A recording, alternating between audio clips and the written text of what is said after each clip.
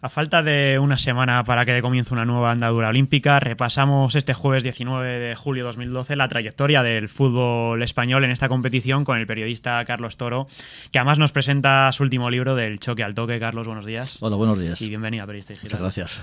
Bueno, ¿serías capaz de resumir en pocas palabras lo que ha sido la trayectoria de los nuestros en los Juegos Olímpicos? Bueno, que se ha vivido de todo. Sí, el título ya lo dice todo, Del choque al toque, de la furia española del año 1920, a esta excelencia, a este refinamiento futbolístico, a este tiquitaca o a este toque de todas las selecciones españolas, desde la absoluta hasta la olímpica. Y luego, Amberes, 1920, significó el comienzo de la selección española, no de la olímpica, de la absoluta, con aquellos nombres legendarios, Zamora, Samitier, Pichichi, Belauste. Vascos y catalanes, curiosamente, además. Sí, había dos catalanes, curiosamente las dos figuras, Zamora y Samitier. Había un par de gallegos del Vigo Sporting, que luego sería el Celta de Vigo, más adelante. Y había futbolistas vascos, Athletic de Bilbao, Arenas de Guecho, Real Unión de Irún. Y a lo largo de estos años, claro, diversos avatares, que si aficionados, que si profesionales, que si la guerra mundial, que si la guerra civil española. España ha ido a salto de mata en la clasificación para los Juegos y finalmente, a pesar de tantas ediciones de los Juegos, ha estado contando con Londres en 10 ediciones. En 10 ediciones. Con suerte dispar. Muy dispar. Una plata en Amberes, un oro en Barcelona, 92. Y otra plata en Sydney en el año 2000. Vamos a ir repasando un poco tantos éxitos y esos fracasos. Sin duda, como bien apuntabas, el cenit lo alcanzamos en Barcelona 92. Yo no sé si tú, Carlos, que conoces bien la historia de los Juegos Olímpicos y en concreto la historia del fútbol olímpico español, tienes esa sensación de que los españoles, lo que es la población española, hemos infravalorado un poco ese éxito cuando ahora se nos habla de ese Mundial 2010 y esas Eurocopas 2008-2012, como que ese oro, como que ya no lo incluimos. Ya no, es verdad. Ya no, antes sí porque no teníamos mundiales. Antes sí porque teníamos solamente la Eurocopa. La Eurocopa de blanco y negro. Del 64. Y aquel oro olímpico significó una especie de volver a la cumbre. Primero porque era una medalla de oro. Segundo porque era en Barcelona. Y tercero porque no teníamos otra cosa. El fútbol olímpico en España ha sido generalmente infravalorado porque el español está muy ocupado, futbolísticamente hablando, con la selección, no ya ahora con la selección triunfal, sino con la anterior, con sus dimes y diretes, y también muy engolfado en sus amores de club. También. Y puesto que los Juegos Olímpicos tampoco son la máxima competición del fútbol, se le dio un poco de lado. Barcelona contribuyó a que eso ya no fuera así. Y también porque algunos de aquellos jugadores saltaron al estrellato y fueron luego figuras en el acto. Guardiola, Luis Enrique, Alfonso, Kiko, toda aquella gente. El éxito posterior de estos hombres hizo que la gente volviera los ojos hacia los Juegos. El entrenador de aquel combinado era Vicente Miera. Y continuando con la pregunta anterior, igual soy un poco repetido, pero también te quiero preguntar, ¿está su figura infravalorada respecto a lo conseguido por Luis Aragonés o Vicente del Bosque, por poner dos de los nombres más importantes del fútbol español? Eso es lógico. De Vicente Miera ya no se acuerda nadie. No se acuerda nadie. Es lógico, puesto que un oro olímpico tampoco tiene el calibre y la altura de un oro mundialista o un oro en la Eurocopa. Es normal, juegos, pues. Claro, es normal que no se le valore tanto. También es cierto que es un hombre modesto, un hombre callado. Hasta el extremo, quizás. Sí, hasta en exceso, quizás. Y no se vende bien, Pero con el resurgir olímpico español, con el resurgir del deporte español, no tanto del deporte olímpico, porque tenemos esa deuda aún. El deporte español está bastante bien, pero no a escala olímpica. No sacamos muchas medallas. Pero en cualquier caso, los éxitos de la absoluta se recuerdan también en función de los anteriores y se vuelve a pensar en aquellos Juegos Olímpicos, se hace historia de todos los triunfos del fútbol español, se incluyen los Juegos y la figura de Miera, en ese contexto, digamos, de resurrección de éxitos pasados, ha cobrado en los últimos tiempos una importancia de la que había carecido hasta hace nada. Un Vicente Miera que estuvo a punto de no sentarse al frente de ese combinado nacional. Y además, en una entrevista que está en la parte final de este libro, él nunca le ha gustado hablar de eso. Nunca, pero claro, es que hubo unos movimientos que estuvieron a punto de dejarle fuera. Sí. Él venía de pasarlo mal como seleccionador absoluto. El equipo absoluto no funcionó. Se le encomendó el equipo olímpico y por entonces Javier Clemente era el seleccionador absoluto. Y hubo movimientos, no ya por parte de Clemente, sino por parte de la Federación, del Consejo Superior de Deportes, de tratar de unificar, de armonizar ambos cargos, el banquillo olímpico y el absoluto. Que luego sí lo hizo Clemente en Atlanta 96, 4 años después. Con unos resultados Exacto, no muy positivos. No muy positivos. Pero en aquel momento hubo maniobras orquestales en la oscuridad para descabalgar a Miera. Miera las conoce, sabe nombres propios, pero nunca ha querido hablar de aquello. Además, primero desde su caballerosidad y segundo desde su, digamos, venganza.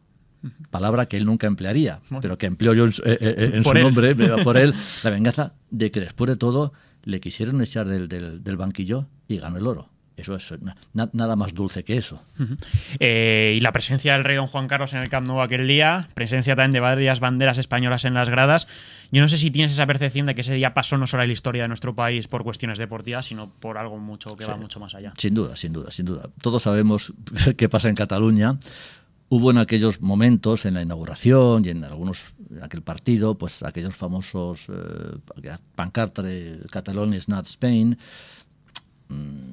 y ver a un Camp Nou entregado a la selección nacional, eso seguramente es impagable y no lo volveremos a ver. Y con el rey en el palco. En el palco. Sí. Saltamos 4 años, nos vamos a Atlanta 96 porque Javier Clemente ya era el protagonista, de aquel fiasco, por así decirlo, por la goleada que nos llevamos por parte de los argentinos. Yo no sé por qué se decidió que fuese el mismo entrenador el que dirigiera las dos selecciones. Yo no sé si tú estás de acuerdo con esa manera de actuar de la federación, porque luego no se ha seguido con ese modelo. No. Pues yo creo que, no sé, ni es malo ni es bueno. Depende. Yo creo que en el caso de Clemente era por Clemente es muy especial, como todo el mundo sabemos, sí, por aglutinar ambos cargos, también por manejar la posibilidad de traer alguno de la absoluta a la olímpica y viceversa. Luego él, que es un tipo, ya digo, muy curioso, no se quiso aprovechar de la regla, de la norma entonces, de que ya podía disponer de jugadores de 3 mayores de 23 años. Él no la usó. No. En Barcelona la norma era que podían ser profesionales, aunque hubiesen jugado la Copa del Mundo, siempre y cuando fueran menores de 23. Todo aquel equipo tenía menores de 23 años. Pero ya en Atlanta, 4 años después, sí podía acogerse a esa ventaja, como ahora. Y sin embargo, la desdeñó con unas, no sé, palabras, en cierto modo, casi misteriosas y extrañas, en el sentido de que dijo, no, yo mantengo el espíritu de Coubertin. En la federación querían que llevara al menos 3 jugadores ya cuajados e importantes, y él se negó a ello, y por una curiosa fidelidad al varón de Coubertin. Algún día quizá nos explicará esa extraña fidelidad. Y lo cierto es que en aquella selección tenían sus hombres más reconocibles, seguramente ya para todos los aficionados, que era De la Peña y Raúl, que por una razón u otra, a pesar del estatus que ya fueron ganando en sus clubes, Raúl sí tuvo una presencia importante en aquella selección, pero luego le costó llegar a la absoluta, teniendo ya a Clemente como entrenador, y De la Peña ni eso. De la Peña en aquel torneo chupó, por así decirlo, banquillo. Yo no sé, Clemente, eso de los dos que eran más estrellas, no sé qué le ocurría con ellos. Hubo su polémica, porque la gente, los periodistas y la afición... Pedían a De la Peña. Sí, hacía mucho hincapié en Raúl en De la Peña. Y él no hacía más que, quizá por no envanecerlos a los jugadores, no hacía más que quitarles importancia. en cierto modo con razón, porque bueno, esto son jugadores jóvenes, tampoco han ganado nada, esto no, en fin, no son genios, no les encumbremos demasiado pronto, dejémosles madurar. Él estuvo siempre, rebajando grados a esa euforia. De la Peña siempre fue acusado, y a tenor de los hechos posteriores, tal vez con razón, de jugador frío, de jugador con poco espíritu. No así Raúl. Sin embargo, la pugna entonces era clemente. Estaba convencido de que el equipo en general tenía falta de coraje. Y los elogios a aquellos jugadores le parecía que disminuirían ese coraje, que les haría más acomodaticios, que les haría luchar menos, y siempre peleó contra esos elogios. Yo no sé si hubo ahí algún problema interno.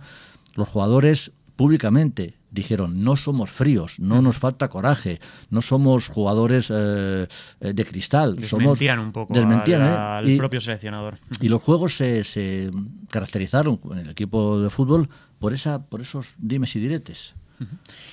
En Sydney 2000 nos quedó un sabor agridulce porque, hombre, ganar una medalla siempre sabe bien, suma para nuestro propio casillero, pero claro, después de una final en la que vas ganando 2-0 a Camerún, ¿qué pasó para que se nos fuera ese partido? Que Camerún tenía un buen equipo, Eto'o y compañía tenía muy buen equipo. Que marca el segundo gol, un equipo poderoso, físicamente muy potente. Pero estás 2-0 en el descanso. Pero el fútbol es fútbol. Y finalmente, bueno, pues luego ya en los penaltis, esa lotería de los penaltis, pues España perdió, pero bueno, el sabor fue bueno, agridulce, porque se perdió el último partido, pero se vino con una plata y se mantuvo en cierto modo esa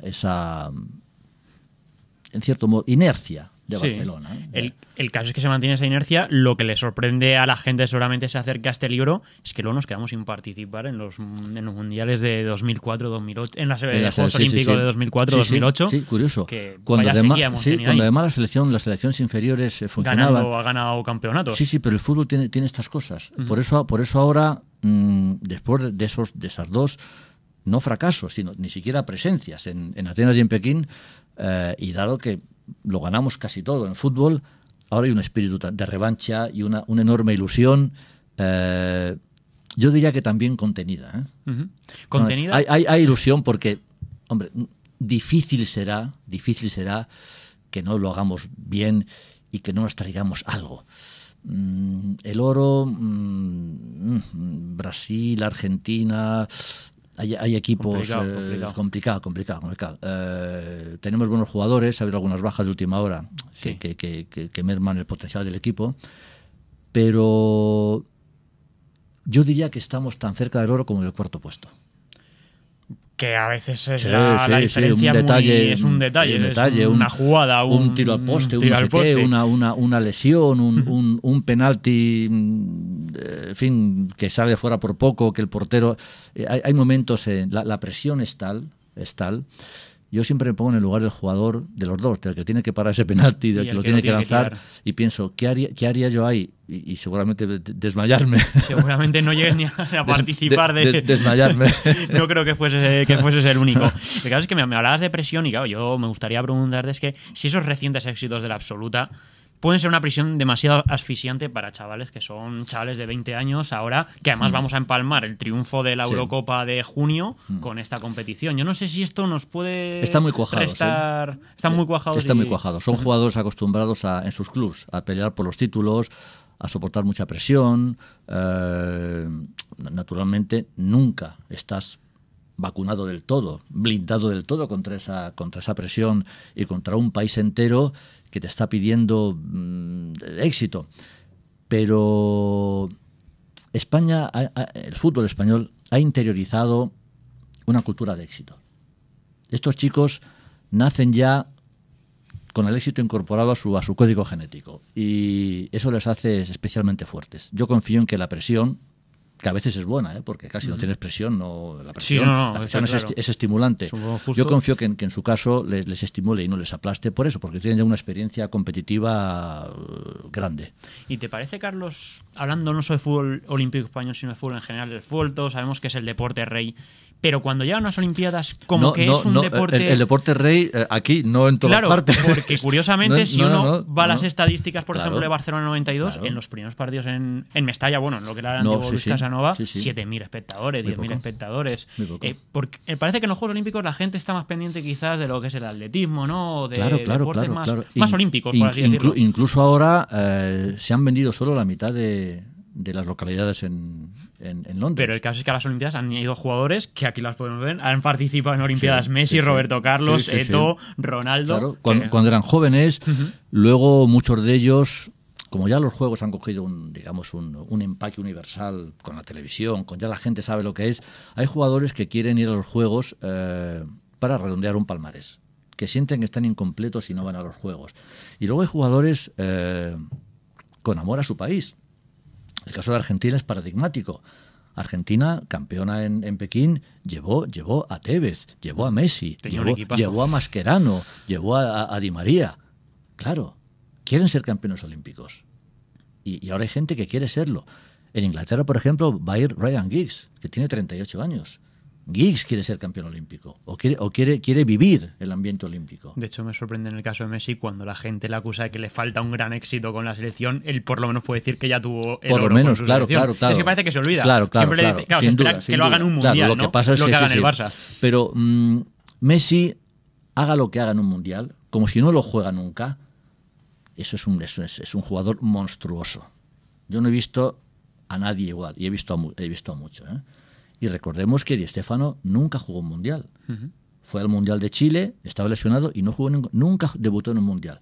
¿Y aún así? ¿Y quién discute Di Stéfano?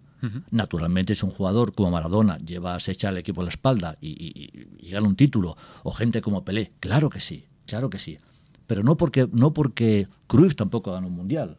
Jugó una final y nadie le discute. Si Messi contribuye a que su selección gane un título mundial, bueno, pues ya se coronará definitivamente. Pero aunque se retirara mañana... Ya lo he hecho. Lo hecho es descomunal. Me hablabas, Carlos, del amor que tienen muchos jugadores por ir a representar a su país a los Juegos Olímpicos.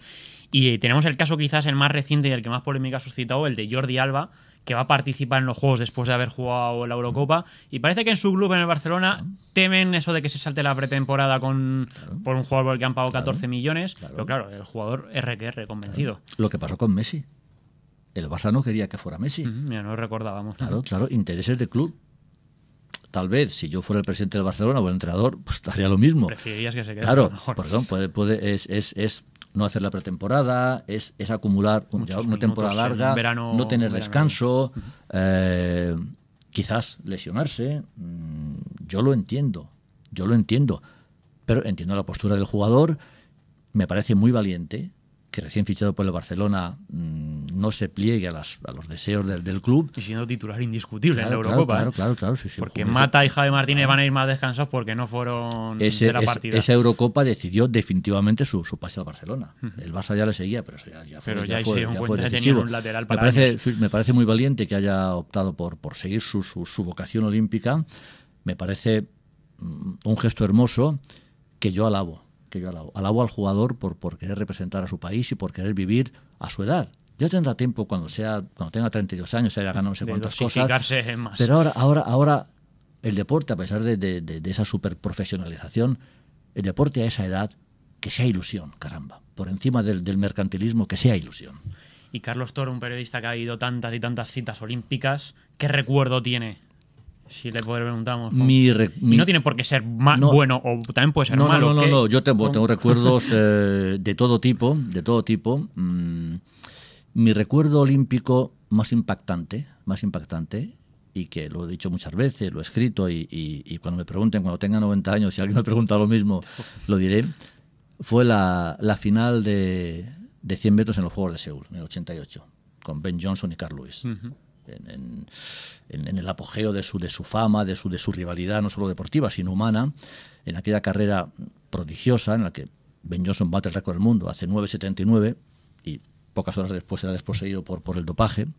Fue el primer gran aldabonazo que el mundo conoció de que había dopaje. Y la escena estremecedora de llegan a la meta, Johnson le saca a Carl Lewis un par de metros, es evidente. Carl Lewis mira el marcador, ve que ha sido segundo, que ha hecho la mejor marca de su vida. Carl Lewis, 9.92, mira aquello y ve que ha hecho Johnson 9.79. Y yo estaba a 4 metros con los fotógrafos en la línea de llegada. Posición privilegiada. Sí, privilegiada. Y el estupor de ese hombre que miraba desconcertado arriba, abajo, a la gente sin verla, miraba el marcador, no entendía. Y Ben Johnson, que le odiaba, también le odiaba a Carl Lewis.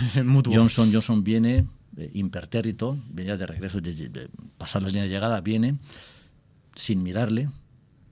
Carl Lewis está parado, le tiende la mano en un gesto mecánico, no era un gesto de un gesto mecánico, y Johnson ni le mira, ni responde al saludo, ni le mira. Pasa junto a él sin mirarle, hierático, impasible. Y la cara lívida de Carl Lewis, de estupor, de humillación, de incomprensión, no la olvidaré jamás. Y es uno de los grandes momentos olímpicos. Luego ya Lewis tuvo su venganza. Fue descalificado Johnson y él ganó y él obtuvo el oro, claro. Ese es mi momento olímpico supremo. Pues Carlos Toro, te agradecemos que hayas estado hoy aquí en Periodista Digital presentando del choque al toque. Y vamos a ver España de lo que es capaz en estos Juegos Olímpicos de Londres 2012, porque bueno, hay que continuar, ¿no? Con esa senda de éxitos. Hay que continuar. Y hay mimbres, lo importante es que hay mimbres. El éxito de la Sub-19 hace escasos días nos hacen pensar que algún día se acabará esto, se acabará toda esta... Nos hemos quizás mal acostumbrado y Del Bosque yo creo que ya lo ha advertido en más de una ocasión. Sí, Del Bosque es la persona más lúcida y digamos, que sabe que el éxito y el fracaso son dos impostores y que todo depende de un factor caprichoso de azar que él lo sabe muy bien. Hay que poner todos los medios conscientes, técnicos, físicos, de todo tipo, para que todo salga bien. Pero el componente de azar es tan grande que no podemos creernos del todo lo que sucede en el fútbol y en la vida. Pero en fin, yo creo que esto, pase lo que pase, aunque sea irrepetible, eso queda ahí para la historia, y algún día paladearemos retrospectivamente tanta belleza y tanto triunfo. Muchas gracias por venir. A vosotros.